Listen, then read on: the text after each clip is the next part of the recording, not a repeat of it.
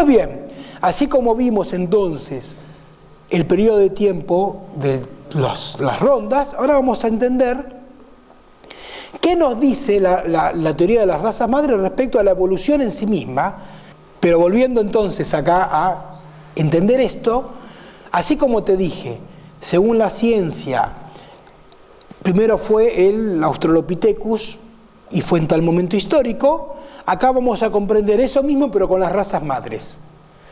Pero ya integrando algo que muy difícilmente encontrás, que es ubicar en qué periodo, cuando integrás ciencia y razas madres, vamos a ver en qué periodo pasó eso y ya nos va dando muchas más pautas.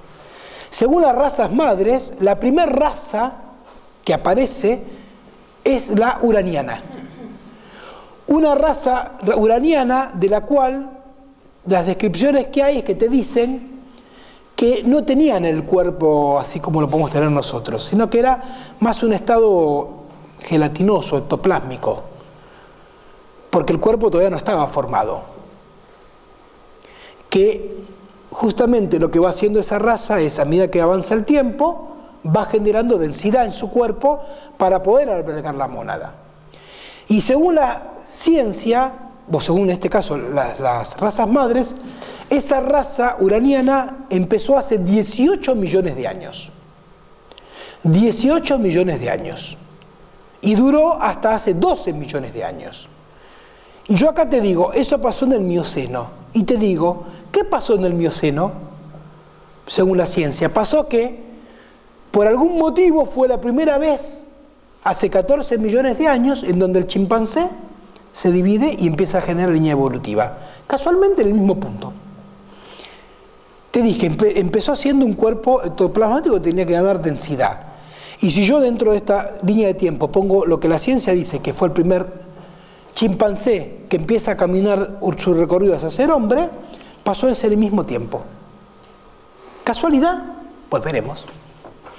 Después, cuando esa raza cumple su ciclo, aparece la segunda raza raíz, de la cual es de la primera que tenemos unas breves menciones en los mitos. Esa raza la conocemos en los mitos griegos y se llama Hiperbórea. Los hiperbóreos son los que en los mitos griegos dice, Platón, por ejemplo, habla de los hiperbóreos. ¿Y qué te dice? Son los que estaban hacia el norte. Los hiperbóreos son los que están hacia el norte. Y no te olvides que hace millones de años la Tierra no solo que no era igual físicamente como es ahora, no te olvides que la Tierra es un conjunto de placas tectónicas flotando en un mar de magma en donde todo el tiempo está moviéndose. Y que a su vez la Tierra durante mucho tiempo, varias veces ha cambiado su eje y sus polos. Casualmente en el tiempo que la teoría de las razas raíces te dice que nace la Hiperbórea, si vos mirás lo que la ciencia te dice de ese tiempo es que donde hoy está el polo estaba el Ecuador. Y donde está el Ecuador están los polos. O sea, que si yo te digo que los hiperbóreos eran los que estaban hacia el norte, te estaría diciendo que casualmente son los mismos que estaban en el único lugar de la Tierra que era habitable, donde hacía calor. ¿Casualidades? Tómalo como quieras. Los hiperbóreos, según esta teoría, nacen o llegan, aparece esa raza hace 6 millones de años. Duró 6 millones de años e inicia hace 11 millones de años. Su periodo de vida, digamos, como raza es de los 11 a los 6. 6 millones de años. Y acá empieza a mostrarse de a poquito un factor que es muy similar al que veíamos con la escala evolutiva. ¿Cuánto tardó el primer monito en pasar? ¿Te acordás? Eran 4 millones de años. Y después eran 2. Y después eran 1,5. Bueno, la primera raza dura 7 millones. Y la segunda dura 6. Algo pasa que también, a mayor evolución, menor periodo de gestación. Menor periodo de tiempo para que cumplan su ciclo. Si pasamos y esto pasa también en el Mioceno. Toda esta historia pasa en el Mioceno. Y la tercera raza que nace entonces, cuando se acaba la raza hiperbórea, es la lemuriana, que de las cuales ya tenemos un poquito más de ruido en nuestras orejas, la hemos escuchado. Los lemures eran una raza que, según nos cuentan este mito de las razas madres, habitaban lo que hoy sería dentro del Océano Pacífico, lo que va desde las islas de todo lo que es la Nueva Caledonia, o sea, parte lindante con Australia, cinturón de fuego en todo lo que es la parte de Asia, Hawái e Islas de Pascuas. En todo ese marco, en todo ese círculo, estaba la Lemuria en islas, no era un continente sólido, eran islas que estaban repartidas ahí, y básicamente eran tres islas. Y dentro de esas tres islas, que desaparecen cuando la Lemuria se hunde, gracias a la ciencia hoy en día podemos descubrir algo. Y es que si vos agarrás el Google Map, en donde hoy tenemos una suerte, que es que ya no solamente mide el relieve de la Tierra, sino que mide el relieve del fondo del mar también. Y si vos mirás por Google Map el relieve del mar, donde está o donde estaba supuestamente la Lemuria, vas a encontrar que tiene un relieve extraño, que algo, vos viste que vos podés leer en el relieve lo que pasó ahí, la historia de lo que pasó ahí, y vas a encontrar que pasó algo raro, algo había ahí, lo podés ver en Google Maps. Pues bien, la Lemuria como raza nace hace 5 millones de años y su periodo dura hasta hace 3 millones de años, en el periodo Plioceno, o sea, de 7 a 6 y de 6 de repente a 3. 3 años duraron los lemures, 3 millones de años duraron los lemures. Y si vos mirás acá en qué coincide, vas a ver que hace 3 millones de años, hace 5 millones de años, era la época en donde empieza a aparecer el Homo habilis y el Neandertal. Es ese pasaje. Si vos lo comparás con lo que pasaba a nivel de lo que la ciencia te dice de la escala evolutiva. Y casualmente, si vos mirás los registros que te cuentan las razas madres y mirás cómo está, lo que te dice de su cuerpo de los lemures, te dicen que eran hombres monos. Lo mismo que te dice la ciencia bajo otra lógica.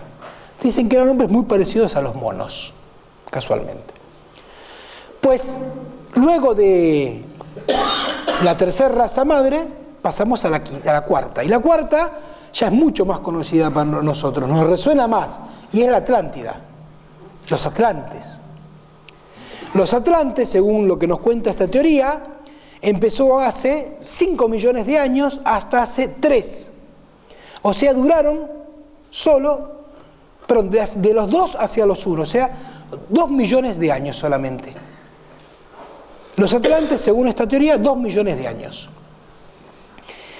Y los atlantes era ese contenido, ese continente que va de lo que es Islas Canarias, las Azores y lo que es el Mar Caribe, todas las islas del Mar Caribe. En ese lugar, según los mitos, estaba la Atlántida. Y hace el mismo ejercicio, anda al Google Map, busca ver qué hay ahí y vas a ver en la superficie que hay cosas raras. Pero hay un ejercicio más simple en ese caso para hacer. Según la ciencia, la Tierra, en su momento primigenio, era un continente unificado. Eso que se conoce como la Pangea. Por lo tanto, todas las masas terrestres que luego se han dividido tendrían que estar en algún lugar. Porque si era un continente unificado, así vos a una foto la apartas en pedacitos, cuando la volvés a unir tendría que ser la misma. Si vos haces eso con la Tierra, agarrás hoy un planiferio y lo cortás en pedacitos, cortás los continentes y los querés volver a unir para hacer esa foto, te vas a dar cuenta que te va a faltar un pedazo de tierra.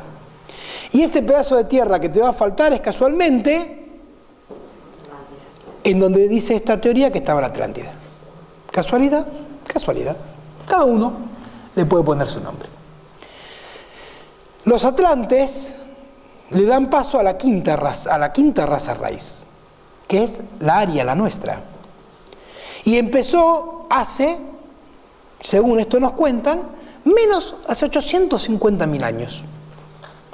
O sea, pasamos de 7 millones, 6 millones, 3 millones, 2 millones y medio, y ya estamos hace 850.000 años, según nos cuenta este mito, en la quinta subraza de la quinta raza. Somos, ¿te acuerdas que te decía que había subrazas dentro de cada raza? Si nosotros tenemos que parar en la raza aria, somos la quinta raza de la quinta subraza. Así como la ciencia te dice, estás en el año 2014 del periodo Holoceno de la era Fanerozoica, eso es lo que te dice la ciencia para ubicarte en tiempo y espacio, los mitos, las razas madres te dicen, vos sos parte de la quinta raza raíz y dentro de la quinta raza raíz formás parte de la quinta subraza. Ahora bien, esto para entender cómo se divide. Ahora rapidito te digo esto. Imagínate. Primera pregunta que surge de esto. ¿Qué pasa entre raza y raza? ¿Por qué una raza le da paso a la otra?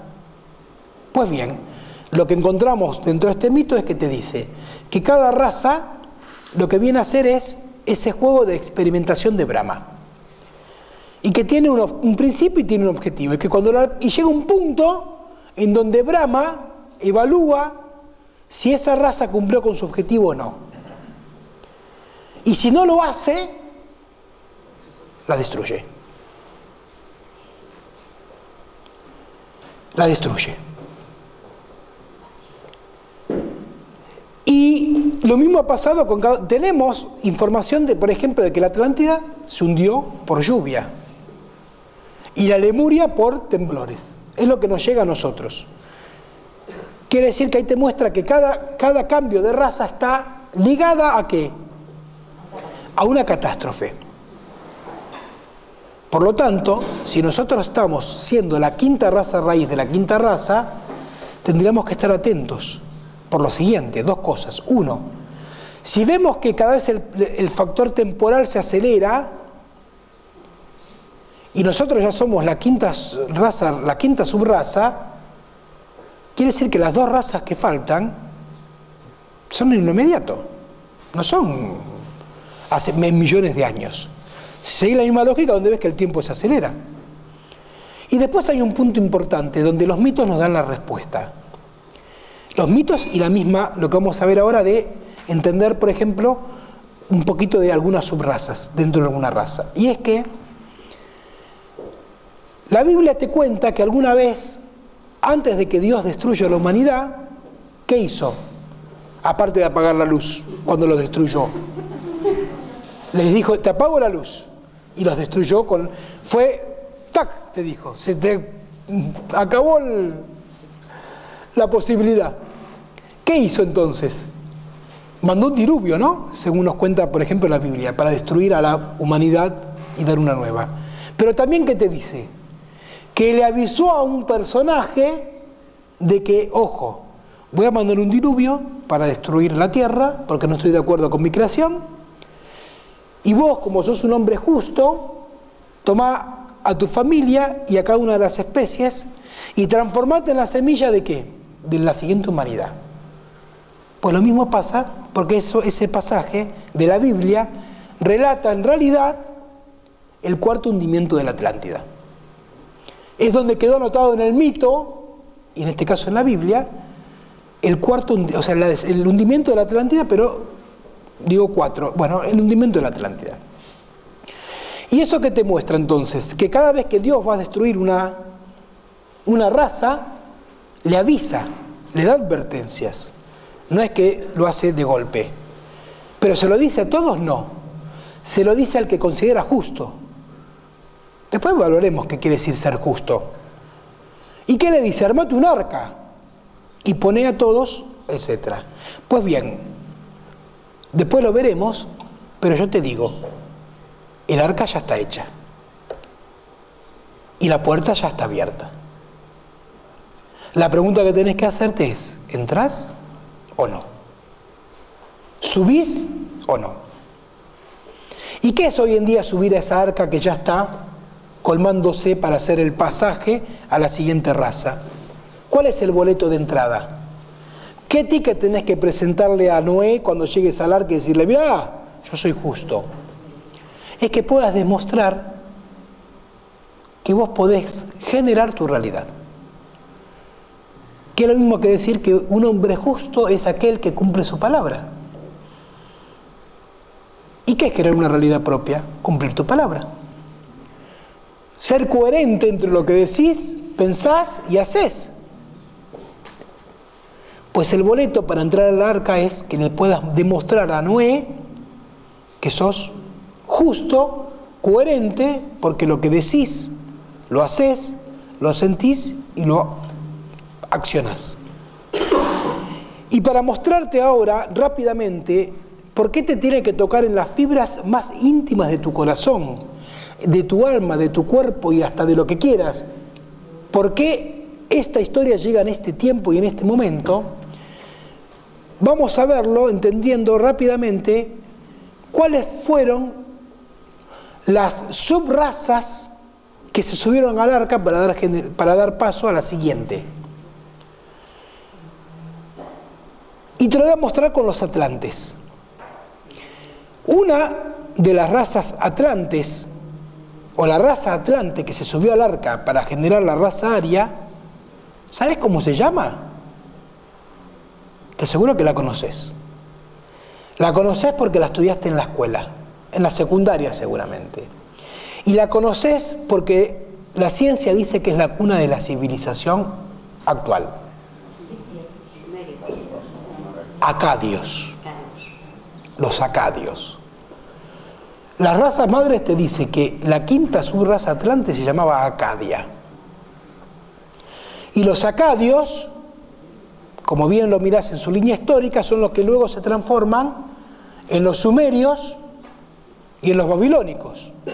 Cuna de la civilización, lugar del jardín del Edén. ¿Y qué raza te dije? Por lo tanto, todo lo que venga de Sumeria en realidad es un saber que viene de la Atlántida.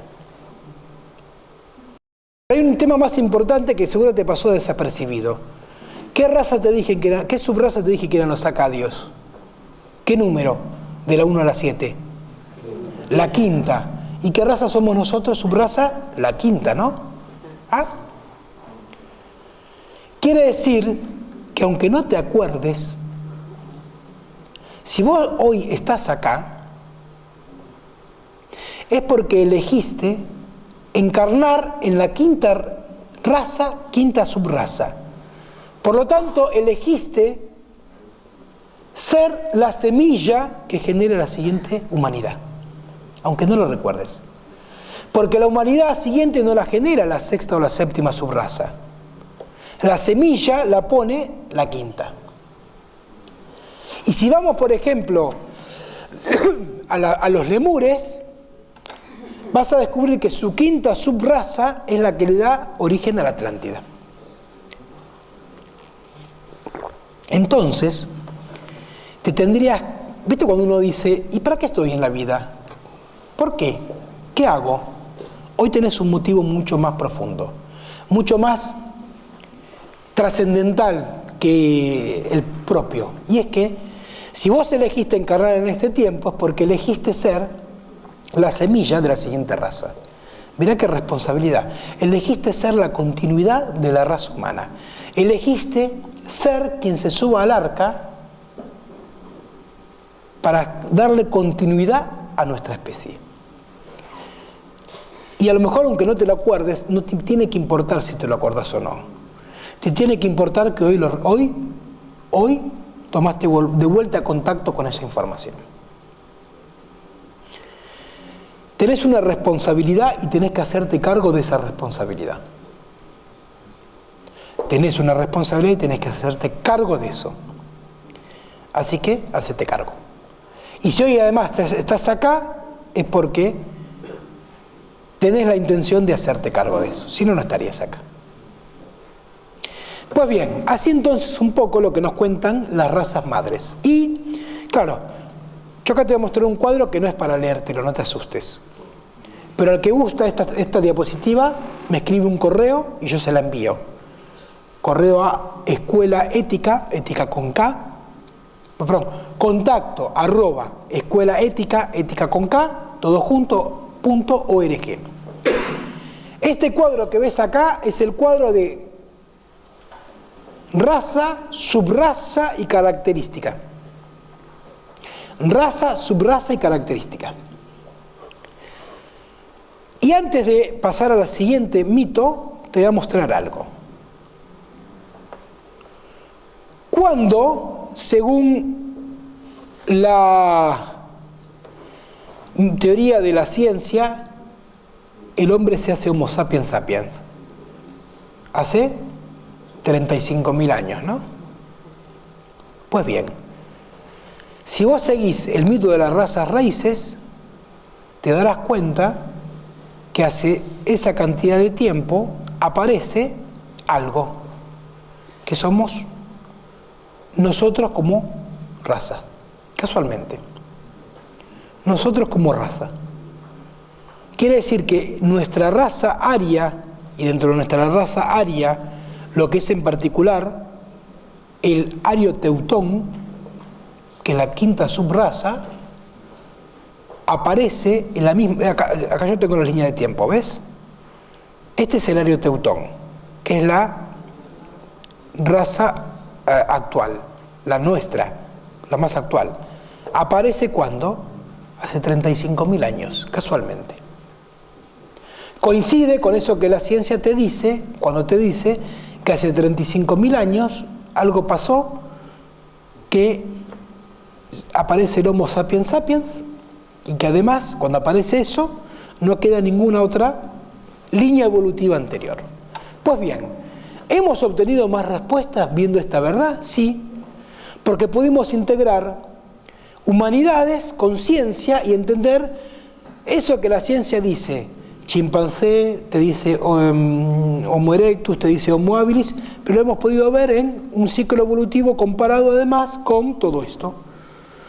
Según las razas madres, que tienen nombres, cómo coincide con los nombres que le da la ciencia. Y lo hemos ubicado en espacios temporales. Pues bien, todavía no responde todo. Porque el mito de las razas raíces no te da más respuestas, pero hay una que sigue sin responder. ¿Qué es? ¿Por qué la aceleración en el tiempo en cuanto a la escala evolutiva? No te lo dice. Te da motivos para entender por qué el hombre tiene un motivo en su vida para encarnar, te habla de todo, pero todavía no logra responder por qué. La primera raza dura 7 millones de años, la segunda 6, después 3, 2,5, y ahora ya van 850.000 y ya estamos actualmente en la sexta subraza. Ya están las semillas. Pero no te lo dice. ¿Qué pasó? Entonces, ¿qué quiere decir? Que esta verdad, que este punto de vista, que este mito nos aporta, pero no nos da toda la respuesta. Entonces, ¿qué tenemos que hacer? Buscar otra verdad. Incorporar otra verdad, otro mito, para ver si ahí ya podemos tener un panorama completo. Y ese otro mito es el de los Anunnakis. El mito de los Anunnakis nos llega por los sumerios. ¿Y qué aprendiste recién de los sumerios? Que en realidad vienen de la Atlántida. Su saber viene de la Atlántida. Porque los acadios fueron los que hicieron el pasaje de la Atlántida al continente y generaron de los acadios los sumerios y los babilonios. Por lo tanto, el mito Anunnaki, independientemente de qué quiere decir el Anunnaki, que lo vamos a ver, sabemos que viene de los sumerios. Si viene de los sumerios, viene de las tradiciones atlantes. El mito Anunnaki lo que te dice básicamente es que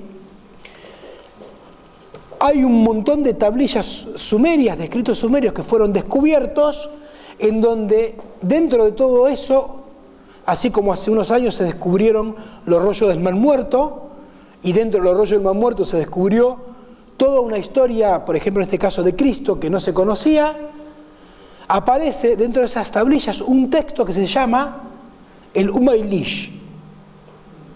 Ese texto es la Biblia sumeria, por así decirlo. Y en la Biblia sumeria está el relato del origen del humano, así como en la Biblia católica, o judía en realidad, la Torá primero, está el relato de la creación del universo.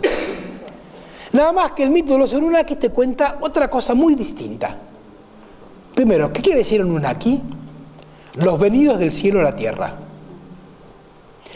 Y te dice que esos venidos del cielo a la tierra, que no es que les pone nombre, no te dice son alienígenas, grises, verdes, colorados, te dice los venidos del cielo a la tierra. Te dice ese mito que había un panteón de dioses principales que eran Anu, el dios supremo, Enki, el científico, el soberano de la tierra, y Enlil, su hermano. Dentro de eso, ¿qué te dice? Te dice que vinieron a la tierra porque en su planeta tenían problemas y decidieron venir a la tierra para encontrar minerales, para extraerlos y reparar su atmósfera. Eso es lo que te dice el Umaylish. Y te dicen que esos que vienen a la tierra para extraer los minerales eran los que llaman Ishishis, que eran como los astronautas, hoy en día si lo comparáramos. Pero te dice también que esos astronautas un día se pusieron en huelga, porque le dijeron, lo agarraron a Anu y le dijeron, Anu, yo soy un astronauta, no soy un minero. Me rebelo y no quiero extraer mis minerales. Y Anu agarró al gremio y dijo, a ver, ¿qué hacemos con esto? Muchachos, nos están haciendo huelga. Y llamó a sus hijos, a Enlil y a Enki, y le dijo, tenemos este problema. ¿Se les ocurre alguna solución?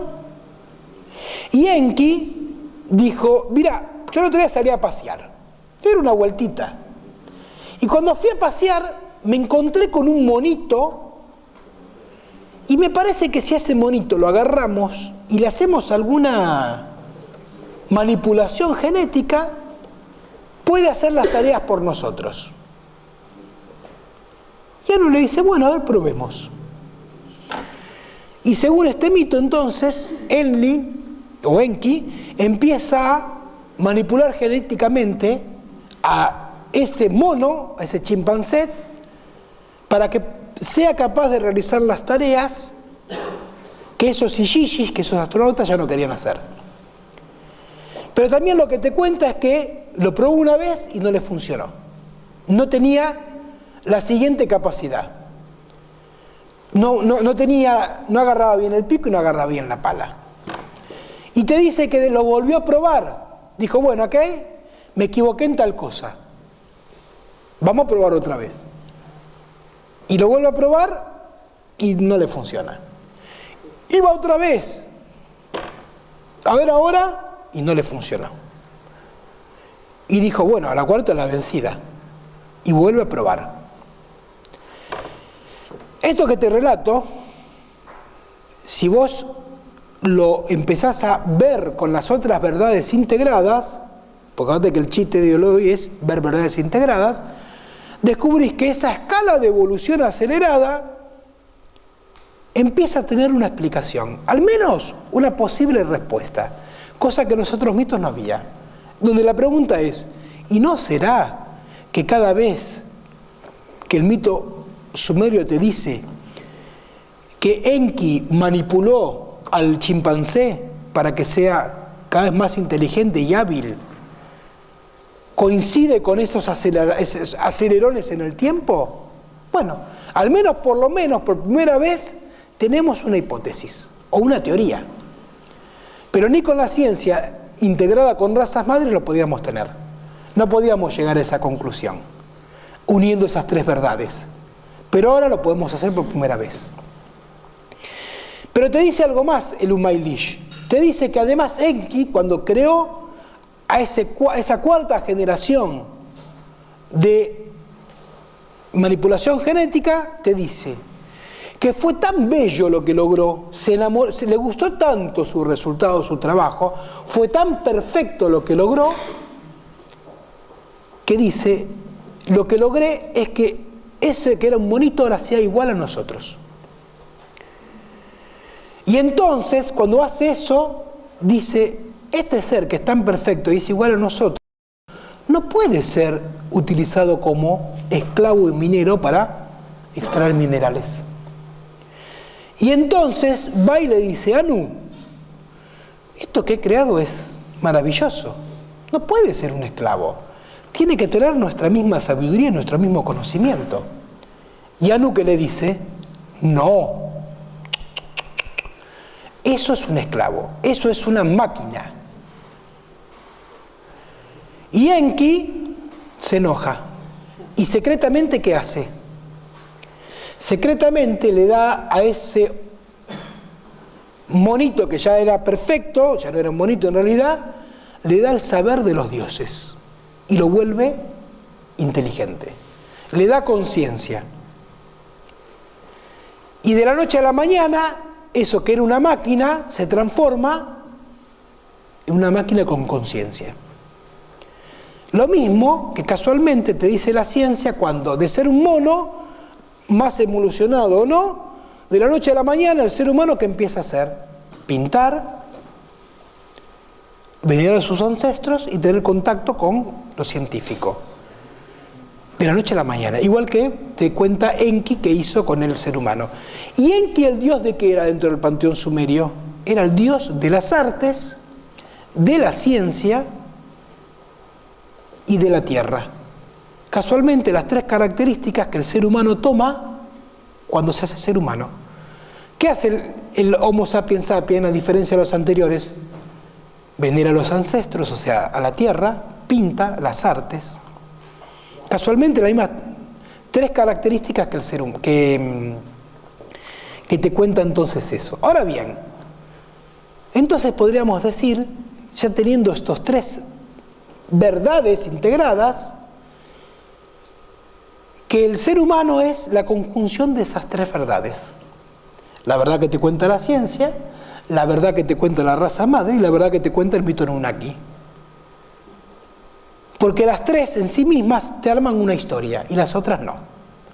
Las otras te dan un punto parcial sin explicación ante algo. Sin embargo, las tres juntas te lo explican todo.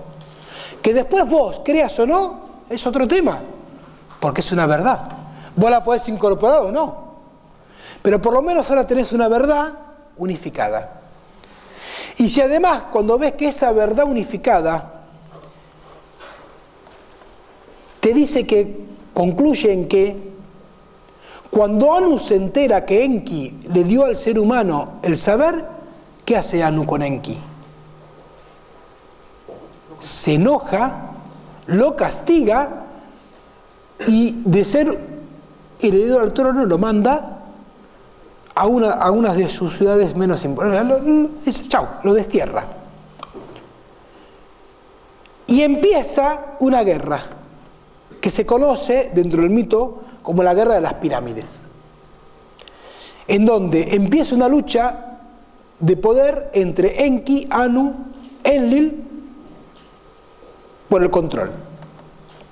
Eso es lo que te cuenta el mito Anunnaki de los sumerios. Ahora, por ejemplo, y como está Nico por ahí, pero esta vez no se lo voy a hacer contar a él porque ya lo contó 800 millones de veces, te lo voy a contar yo, salvo que él te lo quiera contar, es su decisión. Lo que te cuentan los queros, o sea, todo el mito inca, de este mismo mito.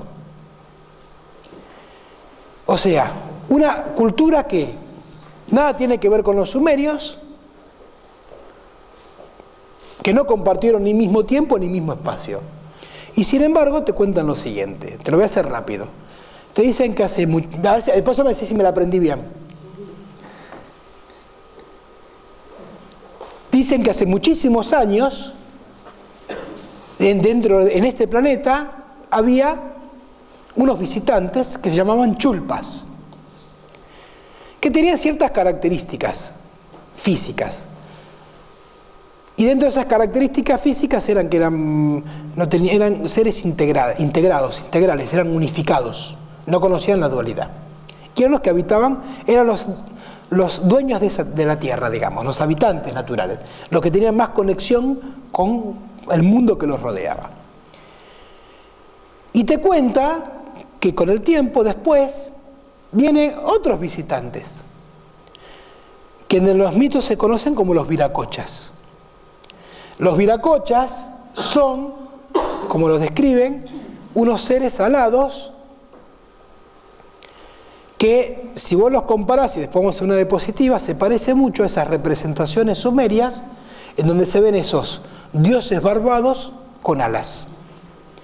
Y en donde casualmente una de las pocas representaciones que hay de viracocha se lo ve con ojos azules y barba. Y bien sabemos, y esto Nicolás lo puede afirmar, que la fisonomía de la zona no es ni de ojos azules ni de barba. Y sin embargo, los sumerios, cuando hablan de su panteón, de sus dioses, te dicen eran dioses alados, con barba y de lápiz lazuli, o sea, azules. Y te dice que estos viracochas, que conocían la dualidad, empiezan un intercambio con los chulpas para beneficio mutuo. Empiezan a hacer un beneficio mutuo. Y te cuenta que después llegó otro contingente, llegó otro grupo de vacaciones, digamos. Ese otro grupo que llega se llaman sastras. Los sastras, digamos que eran personajes no tan amables como los anteriores. Digamos que no eran personajes que les gustaba pedir permiso para hacer las cosas. Van y lo hacen. Entonces, estos sastras, cuando empiezan o cuando tanto los chulpas como los viracochas empiezan a ver lo que pasa con los sastras, de que empiezan a extraer minerales y demás sin ningún tipo de intercambio, sin pedir permiso, le advierten: no hagas eso. Le advierten: no hagas eso. Le advierten: no hagas eso.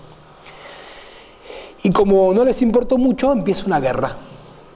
Una guerra entre estos seres, entidades, pon el nombre que quieras. Y dentro de los sastras, estamos hablando de guerra. ¿De qué estamos hablando también? ¿Qué hace falta para la guerra? Soldados y armas.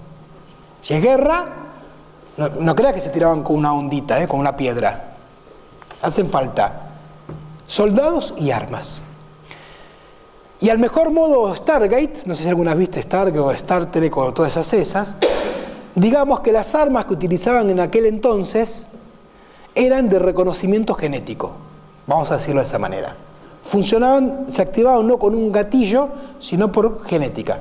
Como si hoy dijeras, se te abre la puerta porque te reconoce tu huella digital o tu ojo, tu iris.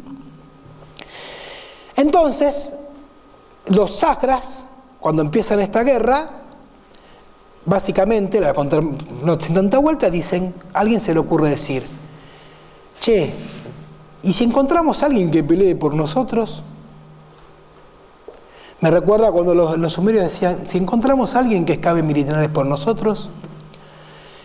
Y entonces aparece un sastra y dice: yo salí a dar una vueltita. Y cuando salí a dar una vueltita, me encontré con un monito.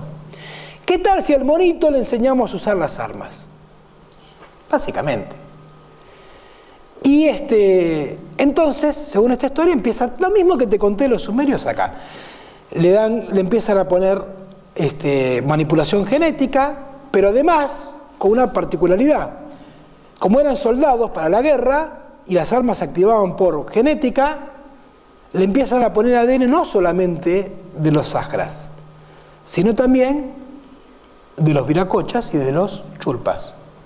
O sea que ese monito en sí mismo, ¿qué contiene? 4 ADNs. El del monito, el de los sastras, el de los chulpas y el de los viracochas. Y ese monito empieza cada vez a manejar, a tener más puntería y nace para la guerra. Y empieza a hacer todo eso. Básicamente llega un punto en donde hay un sastra que dice: esto que he creado es tan perfecto que no puede ser un esclavo y un soldado. Ya es tan perfecto que tendría que saber lo mismo que sabemos nosotros. Y ese sastra, como lo quiere poner en juego y le dicen que no, agarra y lo hace igual, vamos a decir. Y ese sastra, que hizo tanto ruido cuando hizo todo eso porque no les gustó a los otros, empiezan a hacer toda la cuestión y empieza esa guerra en donde la rebelión de los Sahras es lo que hoy se conoce, para buscarlo por otro mito, como la rebelión de Lucifer, por ejemplo. Porque si yo ahora voy a la Torá, ¿qué dice? Dice que el ser humano fue creado. ¿Y cómo se lo crea el ser humano según la Biblia? Se lo crea con barro y manipula. Y si yo digo, si yo hubiera estado hace 5.000 años y tuviera que decir manipulación genética, ¿encajaría al decir que agarré barro y lo manipulé? Sí, ¿no? Y ni hablar de Eva. ¿Cómo nace Eva? De una costilla. ¿Y qué hace hoy un médico para clonar? ¿Qué agarra? Una parte de un cuerpo. Te dice un cabello, digo. Cuando vos empezás a ver distintos mitos bajo esta lógica, ¿qué pasa? Tu conciencia se expande. ¿Por qué? Porque empezás a integrar verdades y esas verdades integradas te permiten ver una misma línea de tiempo con muchos focos distintos. ¿Y qué hace Lucifer, según esto? Se le acerca al ser humano y le dice, vos sos perfecto, vos sos un Dios en potencia. Dios no quiere que seas igual a Él por envidia, para que no seas... Pero dice, acá está la manzanita, y bueno, se la come y ya sabemos lo que pasa. Ese hombre se hace igual a Dios, y después Dios va y castiga. ¿A quién? A la serpiente, al hombre y a la mujer. ¿Y en dónde termina castigado Lucifer? ¿A dónde lo mandan? Al infierno. Ok. Voy a hacer un juego de mitos ahora. Retomemos el de los chulpas, viracochas y Sahras. Cuando pasa esto, los Sahras, a los cuales, como eran menor en cantidad, digamos, comparado que estaban luchando contra otros bandos, se enojan y, acá como cuenta Nico, en aquel momento había dentro de lo que es la capa terrestre una hidrósfera, o sea, había una capa de agua que protegía al planeta. Y los Sahras lo que hacen para, de un plumazo, usar un arma de destrucción masiva, destruyen la hidrósfera. Y al destruirla pasan dos cosas. Una, los rayos del sol llegan de otra manera y, por ejemplo, los chulpas no tenían la capacidad de absorber ese manejo con el sol y prácticamente los borran de un plumazo.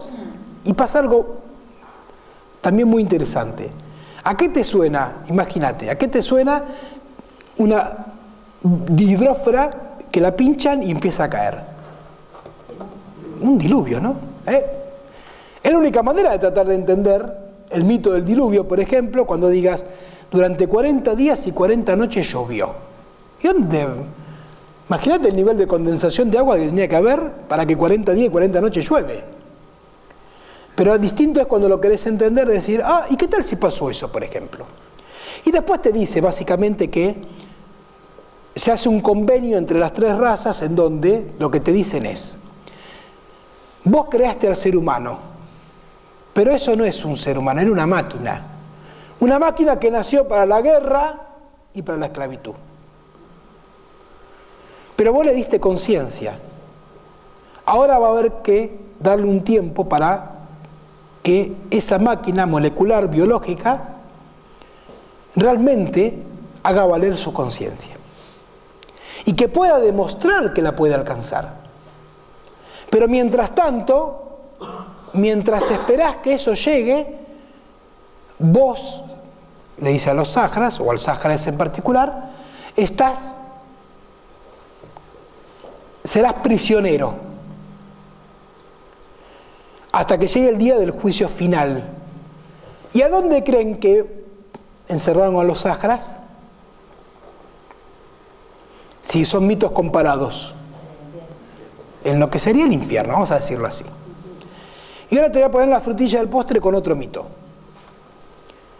Pero para eso te voy a contar, para que veas. Yo te conté, ¿qué te conté? Un bando en guerra, otro bando en guerra, alguien, y tres bandos en guerras, y alguien que de repente dice, vamos a crear tal cosa para tal otra, y empieza todo un tema, ¿no? Bueno.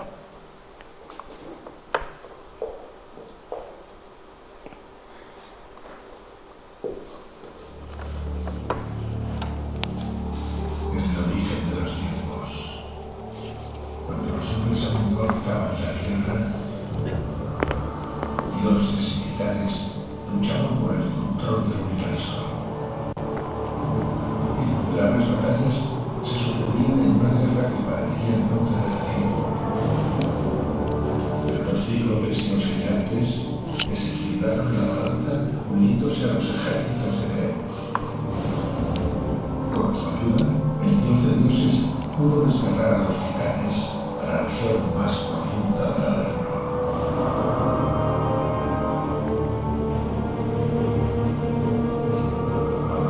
Pero a pesar de su victoria, algunos titanes consiguieron escapar. Y aunque la mayoría se plegó rápidamente a su voluntad, un joven titán llamado Prometeo se atrevió a desafiar su reinado.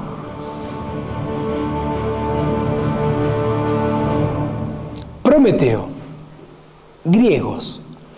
Te acabo de hablar de sumerios, de la cosmovisión andina, y ahora vamos a Grecia y te cuento lo mismo. Un bando que entra en guerra con otro bando y que aparece un personaje de su mismo, de uno de esos bandos. Y la historia de Prometeo, ¿cómo es rápidamente? Prometeo crea al ser humano. Voy a agarrar el mito de Prometeo. ¿Y sabes de qué lo crea? ¿Alguien conoce el mito de Prometeo como tal? Prometeo moldea al hombre con barro. Y cuando lo crea, el ser humano, Zeus, el dios supremo entre el Olimpo, lo castigaba al ser humano. Ahora los mitos griegos y a saber que Zeus todo el tiempo estaba al ser humano lo castigaba. Le tiraba rayos, truenos, centellas, le tiraba el diluvio, no le gustaba. Y Prometeo no estaba de acuerdo con eso. Y además estaba en desacuerdo con que ese ser humano que había creado, lo que él había creado, era tan mágico, tan igual a él, que tenía que ser igual a los dioses. Entonces un día Prometeo, ¿qué hace? Sin que se den cuenta, agarra y toma lo que se llama el fuego de los dioses, y con ese fuego de los dioses le infunde conciencia a ese humano de barro que había creado. O sea, ¿qué termina siendo? Lo mismo que te contaron los mitos, por ejemplo, como los griegos, los mitos como la visión andina. ¡Qué casualidad! Mitos que nada tienen que ver entre sí, te cuentan la misma historia. Y podríamos contar más historias, pero para que veas cómo es al 100% idéntica, ¿qué pasa con Prometeo? Cuando Zeus descubre que Prometeo le dio conciencia al ser humano, ¿qué pasa? Zeus lo castiga a Prometeo. ¿Y a dónde lo manda? A una roca primero. Lo encadena en una roca. Y un día pasa Hércules y lo desencadena. Pero le dice, no quiero que Zeus sepa que te desencadené. Y ahí es donde Prometeo va al Averno. O sea, 3 mitos te dicen que el que creó al ser humano y el que le dio conciencia a eso que antes era un cuerpo vacío, una máquina molecular, es castigado y es enviado, en todos los casos, al infierno, al Averno. Y acá es donde yo tiro la semillita para algún día armar otra conferencia específica o charla. ¿Dónde queda el Averno, el infierno? Según la mitología, ¿dónde queda? ¿Dónde? Bienvenidos a la tierra hueca. Por ahora voy a decir eso nada más. Y como para anudártelo con otra cuestión, te podría decir, estos famosos crop cycle, todos dicen que son mensajes de las estrellas. ¿Y qué tal si son mensajes que vienen de el centro hacia arriba y no de arriba hacia abajo? Digo, simplemente como para tirar la semillita. Pues bien, esto que acabas de ver a través de la mitología es lo que te muestra algo fantástico, que es, la ciencia te dice que está científicamente comprobado lo que la ciencia dice cuando te lo pueda demostrar, objetivamente. Y cuando te dice científicamente comprobado, vos se lo crees. Pues bien, acabamos de hacer algo que es maravilloso, que tiene que ver con estos tiempos en la nueva era. Te acabo de mostrar cómo 3 mitos te cuentan la misma historia. 3 mitos que trascienden el tiempo y el espacio. Por lo tanto, te acabo de demostrar que la historia que te acabo de decir está mitológicamente comprobada. Y cuando en tu vida logres cambiar el clip de científicamente comprobado a mitológicamente comprobado, tu vida realmente va a cambiar. Pues bien, ya sabemos entonces que el ser humano, nuestra vida actual, es esa información que recibimos que nos decía que somos creados como máquinas para la guerra y para la esclavitud. Y no es eso lo que encontramos todos los días. Esclavitud moderna y guerra y guerra y guerra. Porque eso es lo que tenemos en nuestros genes. Tenemos esa información. Por eso la libertad del ser humano es dejar de hacer la guerra afuera y hacer su guerra interna contra eso que viene de su historia. Y es liberarse. Por eso es tiempo de que Prometeo ya esté desencadenado, y está desencadenado. Y por eso es tiempo de la liberación del ser humano, que está en la integración de las distintas verdades que cada uno puede ofrecer. Y acá es donde te abro el pasaje para la siguiente conferencia que estaremos dando en algún momento. ¿Y cuál fue el fuego sagrado que Prometeo le dio al ser humano? ¿Qué es la manzana que le dio a probar a Eva? El conocimiento. Muy bien. ¿Y cuál es ese conocimiento? El libre albedrío, todo lo que vos quieras. Poner el nombre que quieras, digo, o sea. Pero yo lo que te voy a mostrar es lo que realmente Prometeo, Lucifer, Enki, le dio al ser humano. Lo que le dio es un mapa con el cual transformarse de máquina a ser humano. Un mapa con lo cual deja de ser un arma de guerra y de esclavitud para liberarse. Un mapa le dio, un mapa. Pero como fue, digamos, encadenado, fue Prometeo, Enki, Thor, el nombre que le quieras poner, fue castigado. Lo que no pudo hacer es enseñarle al ser humano a usar su mapa. Se lo dio, pero no se lo pudo enseñar a usar. Y dentro de ese castigo, digamos, que le hacen tanto, ¿viste cómo dice la Biblia? La Biblia, ¿quién castigó? A Lucifer, al hombre y a la mujer. Si tomamos eso con el mito que contábamos antes de la cosmovisión andina, se explica todo muy lindo. Y te dice que se arma un juicio para evaluar lo que se hizo y que hasta que el ser humano pueda demostrar que ya es algo más que una máquina. ¿Te acordás que te dije que cuántos ADNs tenía el ser humano como bajo esa lógica? 4. Se le desactivan los ADNs que lo hacen con conciencia para que lo tenga que encontrar por sí mismo. Se le quitan esos ADNs. ¿Y te acuerdas de un proyecto llamado Genoma Humano? ¿Alguien alguna vez escuchó el resultado de ese proyecto? ¿Sabes por qué? Porque llegó un punto en donde el genoma humano como proyecto descubrió esto, que dentro de nuestro mapa genético hay ADN que no es nuestro, y encima hay incoherencias. Entonces, ¿qué hizo? Pasó al olvido. Y lo que el mito, la cosmovisión andina se te cuenta que es desactivar ADN, en la Biblia se dice: ahora sufrirás para ganar el pan, ahora vas a sufrir para parir. Y vos, serpiente, te arrastrarás en la tierra.